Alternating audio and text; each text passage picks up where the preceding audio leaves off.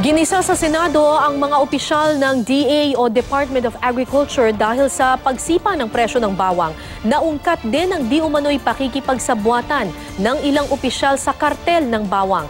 Paliwanag naman ng Bureau of Plant Industry, maraming negosyante ang hindi nakapag-import nitong Mayo dahil sa climate change. May report si Jam Sisante. Nasa 200 pesos kada kilo ang inabot ng presyo ng bawang nitong Mayo, doble ng karaniwan nitong presyo. Hindi ito ang unang beses na lumobo ang presyo ng bawang na noong 2014 ay umabot sa 280 pesos ang kada kilo. Kaya gisado kanina ang mga opisyal ng Department of Agriculture o DA sa investigasyon ng Senate Committee on Agriculture and Food. Ayoko nang madidinig na tumataas siya ng 200. Dapat yan, nasa vicinity lang yan ng 100 pesos per kilo. Oh, pag yan tumaas na naman dyan, paimbestigahan ko na naman kayo.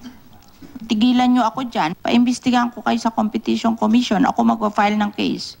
Dahil wala raw ginawa ang Bureau of Plant Industry sa ilalim ng Agriculture Department, inakusahan ng pakikipagsabwatan sa kartel ng bawang. Kaya tayo nagkakaproblema sa prices, gawa nyo.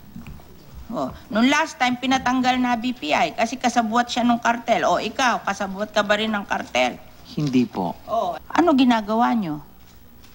Pinapatay nyo yung industry para yung kartel buhayin nyo. Tapos pag tumataas ang presyo, kami ang magko-complain sa amin ng mga tao. Nakakahiya. Tigilan nyo yan. The Department of Agriculture po appropriated around 20 million pesos po to develop po a tissue culture planting material po for garlic.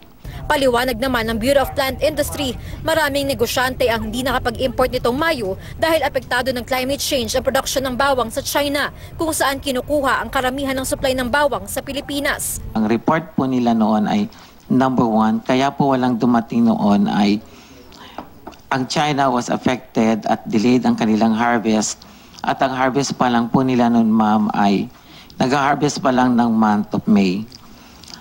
At ang sabi po nila ay sadyang madidelay nga na po yung kanilang mga in-import.